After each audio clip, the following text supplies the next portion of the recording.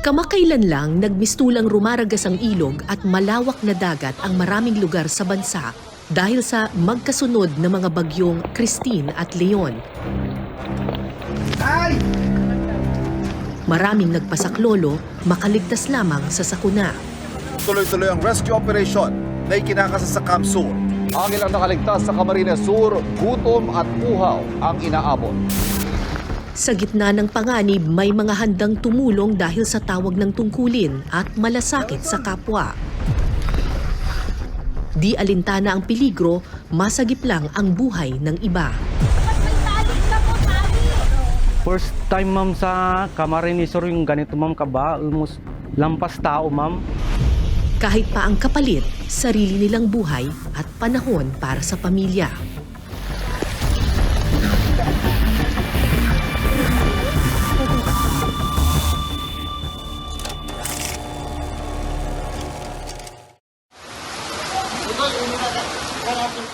Bicol Region ang isa sa pinakanapuruhan ng bagyong Christine. Sa cellphone video na ito, pahirapan ang pag-rescue sa isang lalaki sa Camarines Sur.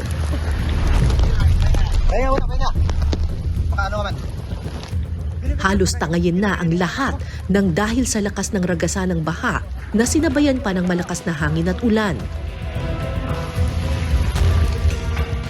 Para makaligtas, tanging lubid lamang ang kanilang kinapitan.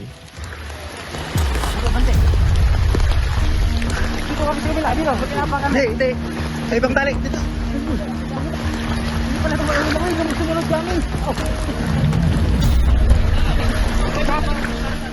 Matapos ang ilang sandali, nailigtas din ng lalaki.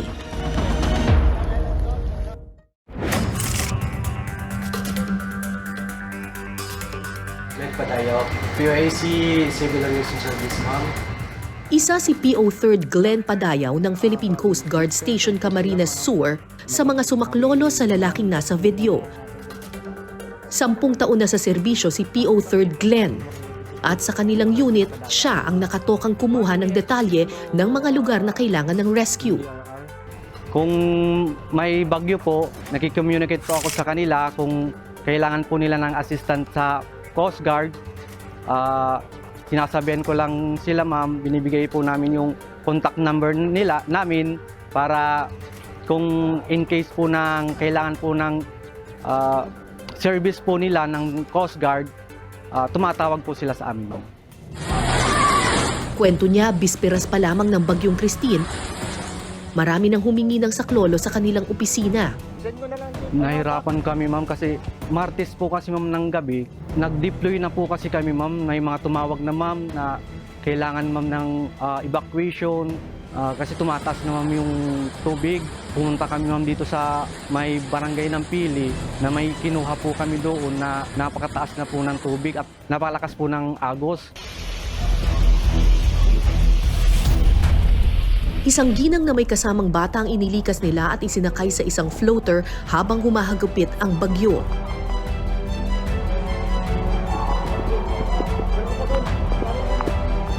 Agad naman nilang nailigtas ang dalawa.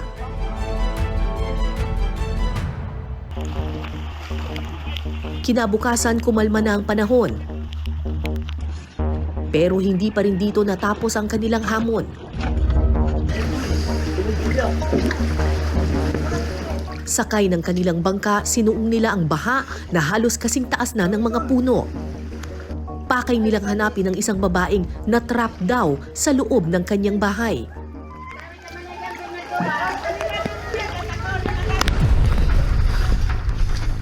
Maya-maya pa natuntun na nila ang bahay ng babae. Ay! Ito na lang daw. Buksan niyo na. Buksan nila. Ba! Diyan ka na lang, Ibo. Pagkilak na lang po yung pinto.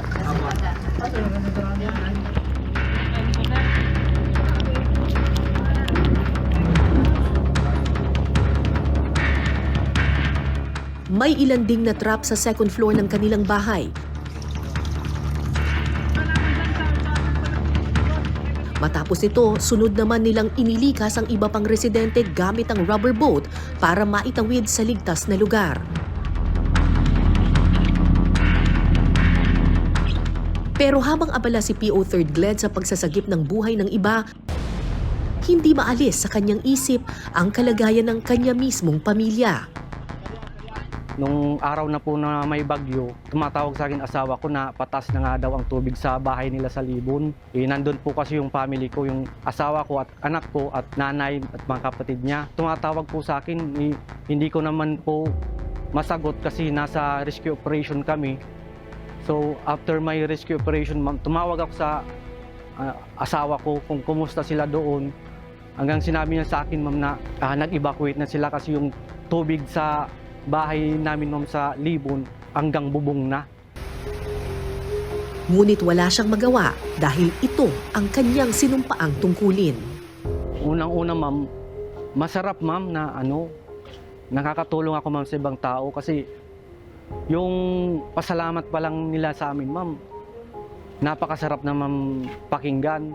Kaya sabi ko sa part ko, mahirap sa isang rescuer na naiauna namin yung ibang tao kaysa family namin pero wala kaming magawa.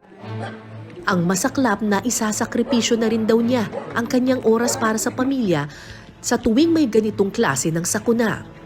Almost kaming lahat ng tropa dito, ma'am, walang uwian. Sino po, ma'am, ang matitira sa amin kasi wala nang magre-rescue, ma'am. Lahat naman kami, ma'am, na rescuer dito sa Coast Guard, dito sa Camarines Sur is taga Bicol. Wala na po, ma'am, matitira kasi kung uunahin po namin ang pamilya namin. Sa karanasan ni PO 3rd Glenn, ito na raw ang pinakamalalang sinapit ng kanilang lalawigan. Sobrang gulat po ako, ma'am, kasi taga rito po ako sa Bicol. First time ko pong makita, ganito pala ako sa Bicol. Sobrang taas ka ako ng baha. Bila po ako naawa sa mga tao po kasi nung time pong nagpapa-evacuate kami, ang laging sigaw ng tao sa amin, "Sir, pa-rescue kami, sir. Sir, kailangan namin tulong dito, sir." May tali ka po, tali! Napakahirap po kasi para sa part namin, ma'am. Kailangan po namin gumamit ng tali na ilalangoy po namin itatali namin po, ma'am, sa nyog or kung saan po may puno para po kami mapuntahan namin yung bahay. Sa datos ng World Risk Index 2024, nangunguna ang Pilipinas sa mga bansang palaging nakararanas ng kalamidad. Oo, nandun tayo on top of the list. Pero it doesn't mean we are not prepared kasi napaka-unique ng sitwasyon natin. No? Say for example, ngayon, ma'am, dito sa mga kondisyon na ito, hindi pa tayo nakakatapos sa response and early recovery. Ito na naman yung panibagong bagyo. Just recently, we hosted the Asia-Pacific Ministerial Meeting for Disaster Risk Reduction.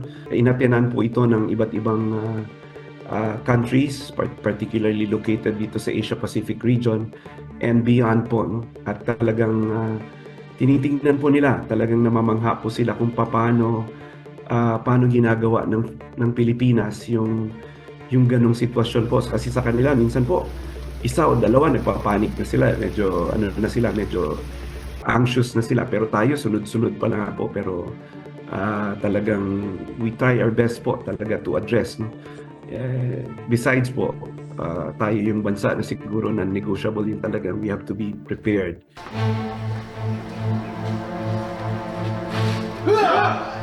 Tulad ni PO 3rd Glenn, unang beses ding naranasan ni PO 1st Marco Luna ang iniwang pinsala ng Bagyong Christine. Siya ang team leader ng isa sa mga grupo ng Philippine Coast Guard Station Camarines Sur. Grabe po yung lakas ng agos po ng tubig, saka mabilis po siyang tumaas na hirapan po kaming yung boat namin, yung maneuver. Yung current po, ma'am, yung agos ng tubig, kahit saan po nanggagaling, may galing kanan, kaliwa, sa harapan yung pagpausad, talagang hirap na hirap po yung boat po namin. Halos hinahampas po sa mga bakod ng mga bahay-bahay. 30 taon na sa serbisyo si PO 1st Marco. Pero ito na raw ang pinakamalalang karanasan niya sa tagal niya sa serbisyo.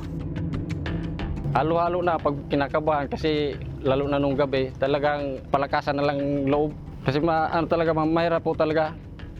Kasi yung kami lumusong, gabi po kami nung nag-rescue doon sa PNR. Nagkakabit po kami ng mga tali-tali para makaabante lang yung boat namin. Tapos tatali na naman sa unahan para maabante lang po yung boat. Boat!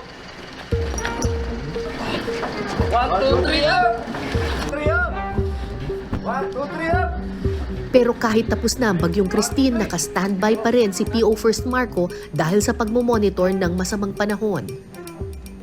Mayroon tayong i-rescue na mga na-stranded, mga na-trap sa mga bahay nila sa Bula. Gawin natin ang lahat ng ating makakaya. Pull out. Ibinahagi rin ni PO First Marco ang ilang standard procedures sa tuwing meron silang rescue operations. Ito rin po paglagay ng helmet, kailangan din pong i-asiguro natin na nakalak po ito para hindi po matanggal. Tapos tamang-tama lang yun po yung higpit niya. Ganito po yung proper na paglagay ng life jacket. Ito po dapat po ito, maikabit po natin dito sa ilalim. Kasi pag hindi po natin ito maikabit na maayos, may tendency na matanggal po siya pag umano tayo sa tubig. Taong 2010 nang maisabatas ang Republic Act 10121 o National Risk Reduction and Management Act. Layo nitong patatagin ang disaster response sa bansang tulad ng Pilipinas na hazard-prone.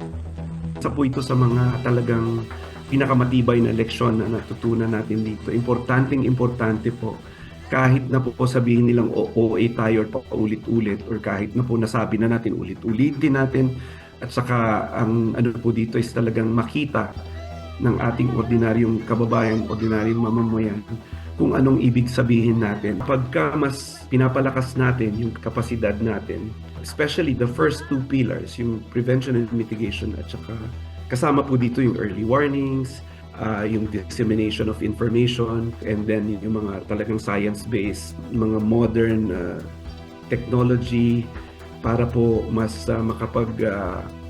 ma-inform po natin ang ating publiko. Isa sa dinevelop na platform ng Department of Science and Technology o DOST ang Hazard Hunter PH app. Nakapaloob dito ang iba't ibang hazard information and assessment ng bawat lugar sa Pilipinas. Makatutulong ito para mapaghandaan ng mga kalamidad na posibleng dumating sa bansa.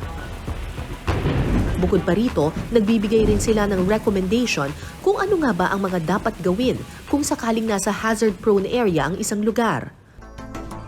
Buwis buhay ika nga ang pagiging isang rescuer, hindi simpleng trabaho dahil marami ang nakataya rito. Oras, lakas at buhay ang sakripisyo. Sinasabi sa akin ng asawa ko, mas marami ka pa ng time sa trabaho kaysa nga sa pamilya natin. Hindi ka na nga kilala ng anak mo. Lagi ka na lang ngayang trabaho ngaya. Yun lang ang part na napakasakit sa bilang rescuer, ma'am, yung malayo ka sa pamilya mo. Pero kahit gaano pa man kabigat ang sinumpaang tungkulin ni na PO 3rd Glenn at PO 1st Marco, patuloy silang magiging tapat sa serbisyo para sa kapakanan ng kani-kanilang pamilya at lalo na ng ibang tao. Kahit pa ang isang paa nila tila laging nasa hukay.